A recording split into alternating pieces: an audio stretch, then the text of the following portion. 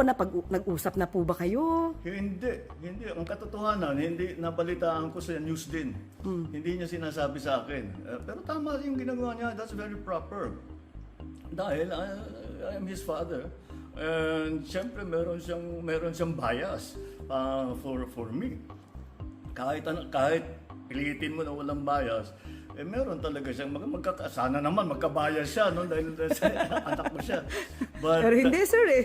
Hindi, eh. Hindi, pero tama yan. He should recuse himself. He should remove himself from the process so that the process can be seen to be fair and proper.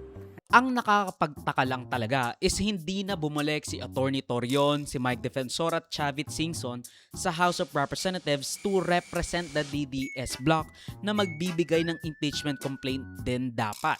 Dahil tulad ng nangyari sa Makabayan bloc on the same day, hindi tinanggap yung impeachment complaint ng mga DDS. Wala namang kongresistang nag-endorse ng kanilang impeachment complaint. Puro sila private citizens.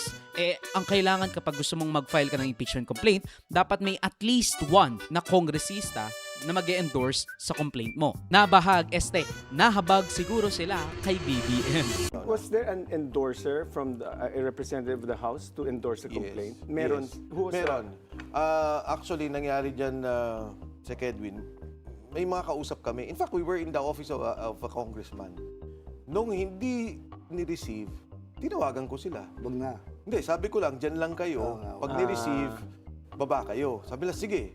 Kasi nga, it's hard to impeach a president. Correct. Siyempre, yung mga congressmen are very much affected by it. Yung gigipitin sila, pa-filean sila ng case. Konting May mga- chismis lang. Oo. Yung bang mag-i-endorse sa impeachment nyo, minority o majority? Actually, mix. Mix? Mix. Oh. So Oh. may tatawid?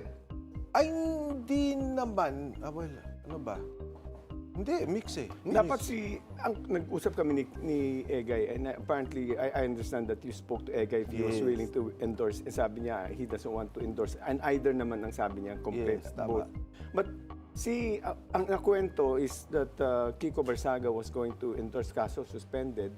So, and then yung anak ni Chavit Singson was supposed to endorse also the complaint. So, who was your possible endorsers at least? Ayaw nga niya sabihin eh. Oo. Wag na muna. Hindi, nasabi na eh. Wala siyang sinabi. Hindi, lumabas na yung kwento eh.